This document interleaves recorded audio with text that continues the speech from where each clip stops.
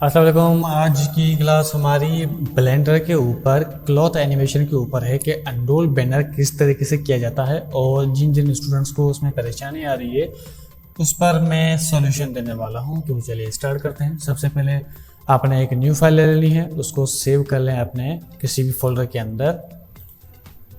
और यहाँ पर मैं यू बैनर के नाम से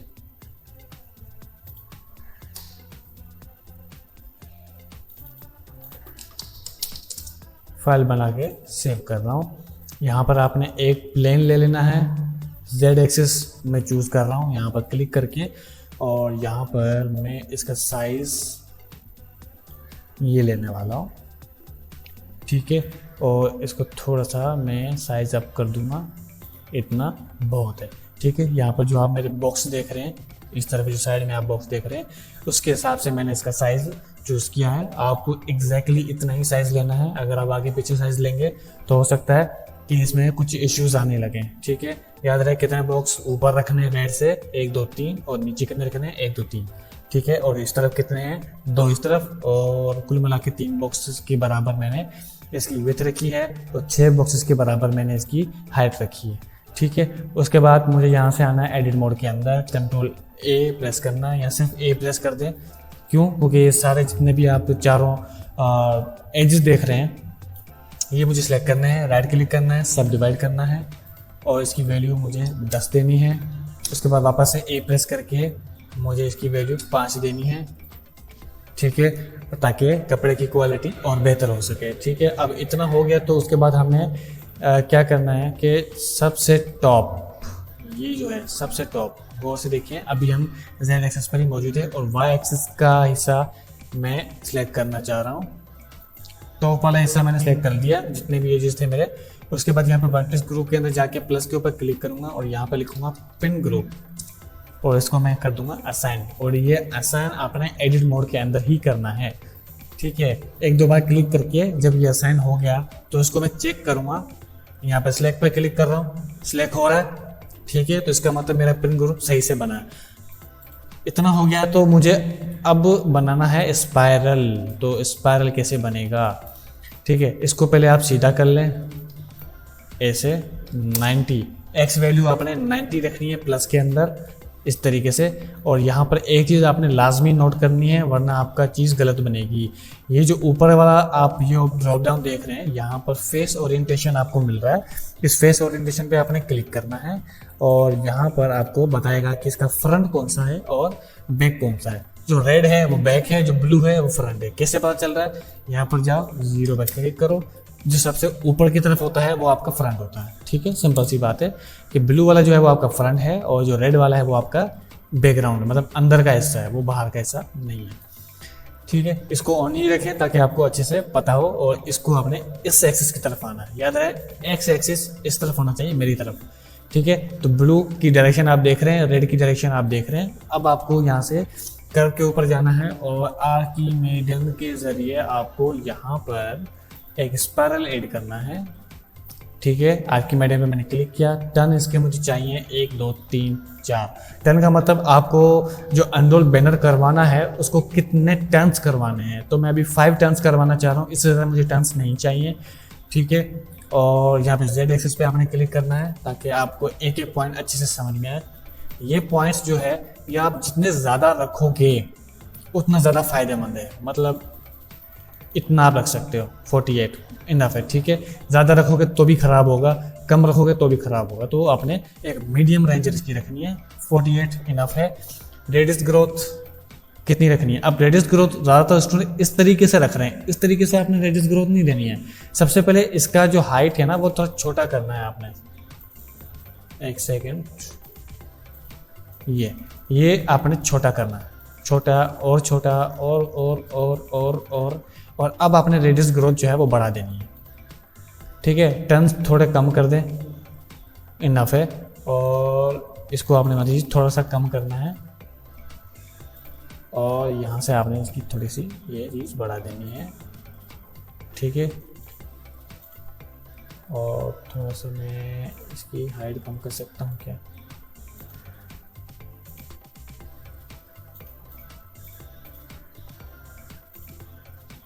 ठीक है, ये मुझे ज़्यादा अच्छा लग रहा है और ये मैं थोड़े बढ़ा रहा हूँ।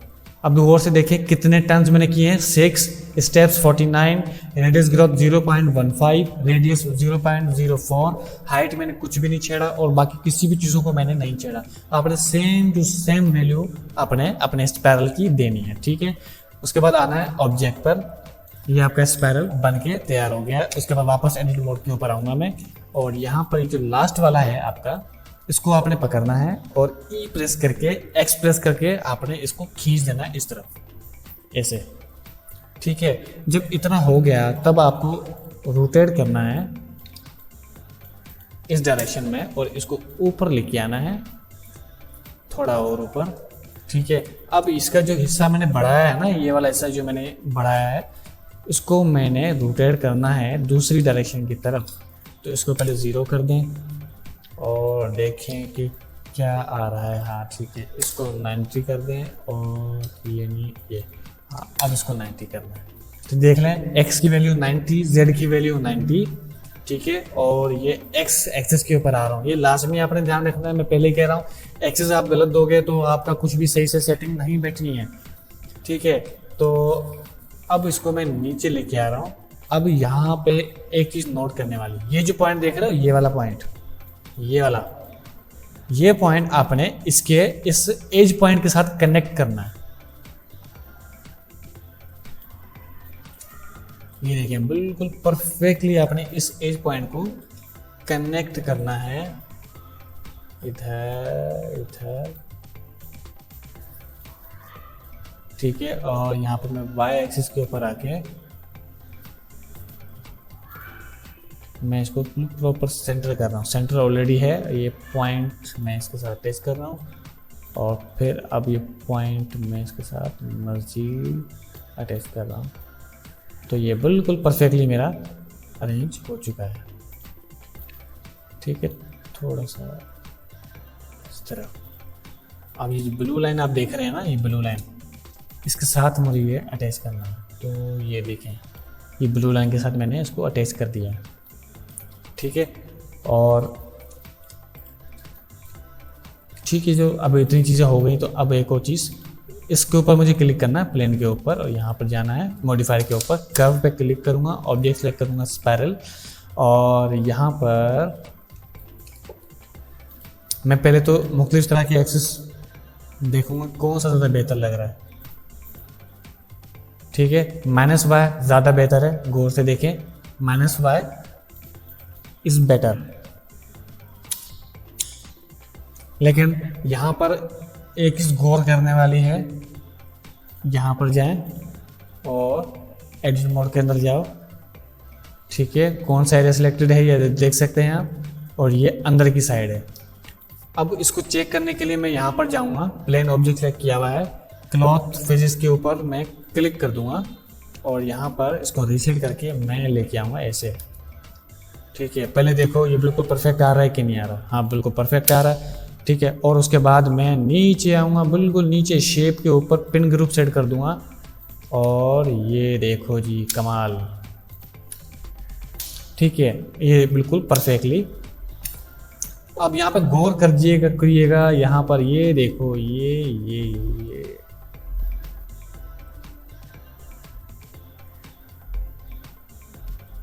ठीक है, जो अंदर वाला है वो मेरा पिन पॉइंट हो रहा है। ठीक है, ये बिल्कुल सही है। आपने ये जो बाहर वाला है ना, ये एक मिनट मैं आपको दिखाऊं, ये जो क्लोथ का जो बाहर वाला हिस्सा है, आपने इसको पिन पॉइंट नहीं करना। ये जो अंदर वाला हिस्सा आ रहा है, ये जो इसके अंदर वाला आ रहा है, ये वाला पॉइंट, आपने इसको पिन पॉइंट करना है। ये जो मैंने किया हुआ है ना, ये जो वेक्टर पॉइंट मैंने बनाए हुए हैं, ये इस स्पाइरल के अंदर की तरफ होंगे, बाहर की तरफ नहीं। बाहर वाला हिस्सा मेरा ये होगा, तो इसलिए मैंने टॉप वाला एरिया लिया था मैंने। अब इससे होगा क्या कि ये अंदर वाले हिस्से को पकड़ लेगा और ये मुझे सिंपल सी थ्रो करके दे रहा है। अब यहाँ पर एक छोटी सी इशू है, ये देखो, बस यहाँ पर मैं दिखाऊँ, थ्रो तो हो रहा है, लेकिन यहाँ पर देखो कपड़ा किस तरीके से आ रहा है, यहाँ से लेकर यहाँ पर, फिर यहाँ पर ये अपने आप के ही क्रॉस हो रहा है। क्यों हो रहा है क्रॉस? क्योंकि मैंने यहाँ पर कोलिजन सेट नहीं किया है। ऑब्जेक्ट कोलिजन तो ठीक है, लेकिन इसकी क्वालिटी 3 कर दो और सेल्फ कोलिजन आपने लाजमी रखना है। तो अब इसको रीसेट करो और अब आप देखो कि कैसे आ रहा है। ये देखो बिल्कुल परफेक्टली आपका यहाँ पर सेट होगा। ठीक है, अब देखते हैं। अब यहाँ पे जो इशू आ रहा है मैं बताता हूँ क्या इसका प्रॉब्लम है। ठीक है, अब इसके लिए हम ये कर सकते हैं कि यहाँ पर इसकी वैल्यू थोड़ी सी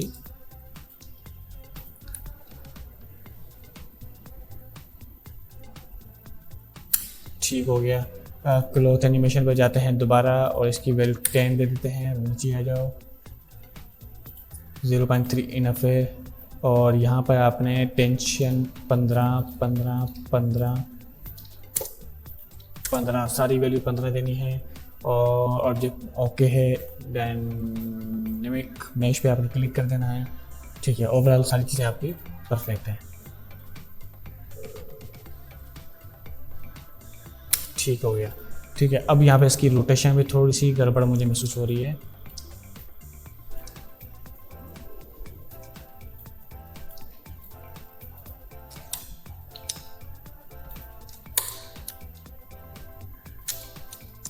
ठीक हो गया, यहाँ पे इसकी 90 वैल्यू दो। अब स्पाइरल को हम थोड़ा सा मोड़ने की कोशिश करते हैं।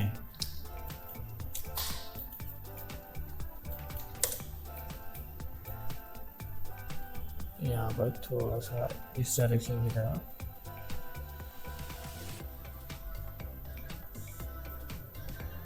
ठीक है, अब इस तरह के ये हमारे पास बार-बार इशू आ रहे हैं, तो ये हमारा मोड़ने के बावजूद भी सेट नहीं हो रहा है। और ये हमारा बिल्कुल ओके है, ये भी हमारा बिल्कुल ओके है। अब देखते हैं कि हमारा मेन इशू क्या आ रहा है। हमारा जब यहाँ पर सेल्फ कोलिजन दे रहा हूँ तब ये इशू आ रहा है, अदरवाइज ये इशू मेरे पास क्रिएट नहीं हो रहा। वजह क्या है? क्योंकि यहाँ तो इसका साइज़ मैटर मसला कर रहा है, यहाँ पे आके ये अटक रहा है। ठीक हो गया, मैं तो समझ गया ये मसला क्या है। यहाँ पे रोटेशन ही हमारा मेन रीज़न है इसके पीछे का। और ये रोटेशन मैं इसकी ओके कर रहा हूँ, लेकिन ये प्रॉपर तरीके से ओके नहीं हो रहा। इसका साइज़ बढ़ा कर देखें, हाँ ये थोड़ा सा कम करके देखें, बल्कि बढ़ाना नहीं है आपने, कम करना है। ठीक है, ऑब्जेक्ट कोलिजन मैंने बंद किया था तो उसको वापस से ऑन कर दें।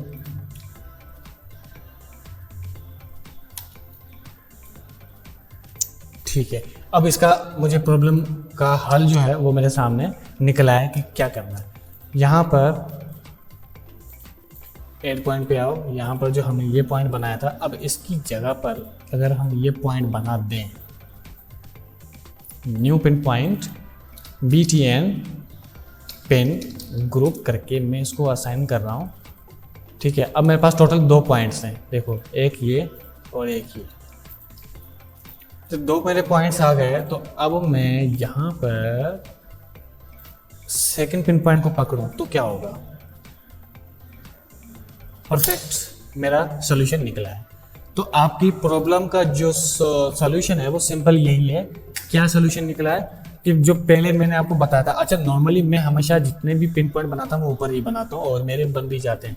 तो बाई चांस ही काफ़ी दफ़ा इशू आ जाते हैं साइज़ वगैरह के हिसाब से। अगर ऊपर वाला अगर आपका पिन पॉइंट काम नहीं कर रहा, सिंपली आपने नीचे वाला पिन पॉइंट बनाना है और पिन पॉइंट प्लस करके न्यू पिन पॉइंट नाम लिख के असाइन कर देना है। ठीक है, और उसके बाद वापस से एडिट मोड के अंदर आपके आकर और यहाँ पर क्लॉथ फिजिक्स के ऊपर आके आपको शेप के अंदर अपना दूसरे वाला की ग्रुप जो है वो सेलेक्ट कर देना। अब इससे होगा क्या? सेल्फ कोलिजन आपने लाजमी ओपन करना है, क्योंकि इसी के बाद ही पता चलेगा कि रिजल्ट कैसा आ रहा है। हो सकता है अभी भी प्रॉब्लम हो। ये देखो रिजल्ट हमारा बिल्कुल परफेक्ट आ रहा है। ठीक है, अब इस पे मज़ीद थोड़ा सा चीज़ें चेंज करते हैं। इसको स्मूथ कर दें, यहाँ पर आए, सॉलिडिफाई कर दें।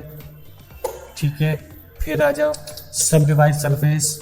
ठीक है, अब देखो कपड़े की क्वालिटी हाई लेवल की बन जाएगी। और यहाँ पर जो स्मूथ है, यहाँ पर आपने 180 करना है, यहाँ पे आपने 2 वैल्यू देनी है, सब डिवीजन 2 और रेंडर 2, लेयर में पर 2 देना है।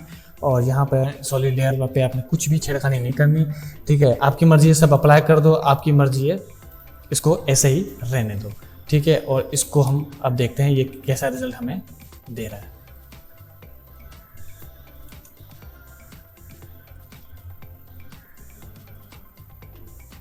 ठीक है, अगर आपके पास इस तरीके से मरियल सा रिजल्ट आ रहा है तो आप चाहते हो कि आपको थोड़ा प्रीव्यू फास्ट मिले, तो उसका आसान सा तरीका ये है कि यहाँ पर स्टार्ट वैल्यू 1 और एंड वैल्यू आपने 100 दे देनी है। स्टार्ट 1 और एंडिंग पे 100। आप ज़्यादा भी करना चाहें तो कर सकते हैं, मैं फिलहाल 100 ही दे रहा हूँ। और यहाँ पर जो क्लोज फेजेस जहाँ पे आपने अप्लाई किए, सिंपली नीचे आना है, बिल्कुल नीचे नीचे। और यहाँ पर कैश आपको दिखेगा, कैश के ऊपर भी आपने सेम वैल्यू अप्लाई करनी है जो आपने यहाँ एंड के ऊपर अप्लाई की है। उसके बाद आपको यहाँ पर बैक ऑल डायनेमिक्स पे क्लिक करना है। कुछ ही सेकंड में ये फटाफट से बैक कर देगा और आपके सीन को रेंडर कर देगा। इससे फायदा ये होगा कि आप इसके ऊपर जो भी काम करोगे वो आपको स्मूथली प्रीव्यू देगा, तो बार बार आपको रेंडर करने की जरूरत नहीं पड़ेगी, एक ही बार में रेंडर हो गया, ये जान छुड़ा देगा, ठीक है।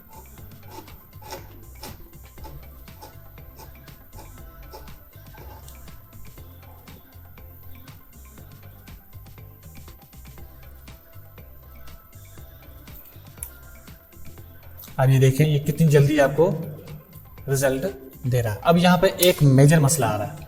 क्या मसला है? साइज बहुत ज़्यादा बड़ा है, तो क्या करें इसका सॉल्यूशन। ठीक है, मेरे पास अब ये क्लॉथ बनके रेडी हो चुका है। इसकी वैल्यूज़ आप देख सकते हैं कि मैंने क्या क्या इसके ऊपर वैल्यूज़ दिए हैं, क्या इसका साइज़ दिया है। और इसका एडिट मोड के अंदर भी आप साइज़ देख सकते हैं कि मैंने साइज़ कैसा रखा है। वो ग्रुप मैंने नीचे वाला बनाया, अब की बार ऊपर वाला नहीं बनाया, ठीक है। स्पाइरल बनाना आप समझ चुके होंगे, क्लॉथ बनाना आप समझ चुके होंगे। मॉडिफायर मैंने कौन कौन से लगाए हैं, सॉलिडिफायर, सब डिवीजन, और सब डिवीजन के ऊपर भी लेयर, सारा कुछ मैंने इस तरह से सेट किया है, ठीक है। और आपकी प्रॉब्लम का सॉल्यूशन भी मैंने दिया है। वो सॉल्यूशन ये है कि जहाँ पे आप पिन ग्रुप ऊपर बना रहे हैं, ऊपर की बजाय अब आप नीचे वाला पिन ग्रुप बना के उसको असाइन करें यहाँ पर, और उसको आपने क्लोज फेजेस के अंदर नीचे यहाँ पिन ग्रुप में सेट करना है। उसके बाद बैक ऑल डायनेमिक करके फिर चेक करें तो इंशाल्लाह आपको रिजल्ट परफेक्ट नजर आएगा। अच्छा, एक चीज़ और, ये जो पॉइंट है ना, ये वाला जो स्टार्टिंग पॉइंट आप देख रहे हो, ये वो पॉइंट है जो मैंने ये सिलेक्ट किया है, ठीक है। ये जो आप देख रहे हो ना, ये जो पॉइंट मैंने सिलेक्ट किया है और ये जो आपको बाहर दिख रहा है, ये एक ही है, तो ये बाहर होना ज़रूरी है। अगर आपका वो पिन पॉइंट अंदर होगा इसके, तब आपका कपड़ा एक ही जगह पर अटक जाएगा, नहीं चलेगा, ठीक है। तो ये एक प्रॉब्लम थी जो आपका सॉल्यूशन मैंने दे दिया है। मज़ीद इसके ऊपर कलर वगैरह चीज़ें कैसे आएंगी तो उसको हम अभी सॉल्व कर लेते हैं। आपको यहाँ पर मटेरियल मोड के अंदर आना है, यहाँ पर आना है और सिंपली कोई कलर अप्लाई कर देंगे, ऐसे कलर कर देंगे। और यहाँ पर आके कोई भी एनवायरनमेंट टेक्सचर भी अब हम अप्लाई कर देंगे, ब्लेंडर, और यहाँ पे HDR प्रोफेशनल, यहाँ पर मैं कोई भी स्टूडियो वाला अप्लाई करता हूँ, अच्छा रहेगा, ठीक है। उसके रेंडर मोड में जाके चेक करते हैं। यहाँ पर साइकिल्स, GPU और वैल्यू आपने यहाँ पे 300 डिनोइस पे आपने लास्ट में क्लिक करना है। फिल्म के ऊपर भी ट्रांसपेरेंट पे आपने क्लिक कर देना है, ठीक है। और ये आपका फाइनल रिजल्ट आ जाएगा, ठीक है। और इसके अलावा अगर आपको और भी इसके मज़ीद चीज़ें चाहिए तो आपको इधर आना है। अच्छा, अब मुझे यहाँ पर एक बैनर ऐड करना है। इमेज टेक्सचर के ऊपर चला गया, ओपन, यहाँ पर आके मैं को अपना बैनर सेलेक्ट करता हूँ और यहाँ पे यूवी मैप पे आके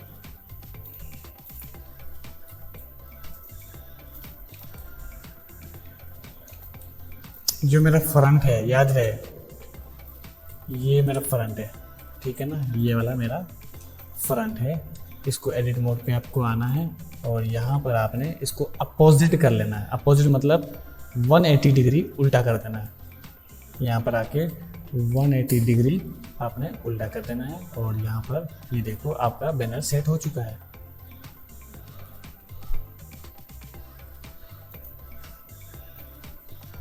ठीक है, तो ये देखो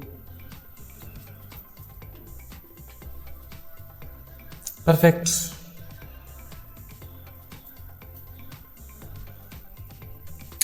ये आपका बिल्कुल अनरोल बैनर परफेक्टली आ चुका। अब इसको किसी भी बिल्डिंग के ऊपर या किसी भी CGI वीडियो के अंदर, किसी भी फुटेज के अंदर कैसे अप्लाई करेंगे, उसके लिए मैंने पहले क्लास तो बनाई थी, लेकिन उसको हम अपने अगले क्लास के अंदर पार्ट 2 के अंदर समझेंगे कि किस तरह से फुटेज के अंदर हम एंगल सेट करके ये वाली सेम एनिमेशन जो हमने अलग फाइल के अंदर बनाई है, हमें दोबारा ना बनानी पड़े। यहाँ से हम सिर्फ कॉपी पेस्ट करके लेके जाएंगे, लेकिन वहाँ पर एंगल पे सेट किस तरीके से करेंगे ये चीज़ हमें देखनी है। तो मिलते हैं अगली क्लास में, और यकीनन आपकी आज की सारी प्रॉब्लम सॉल्व होगी। जो भी मसला हुआ होगा, जो भी आपको इशू आ रहा है, वो आप कमेंट करें, मुझे बताएं, मैं आपको इस बात का सॉल्यूशन दूंगा। मिलते हैं अगली क्लास में, शुक्रिया।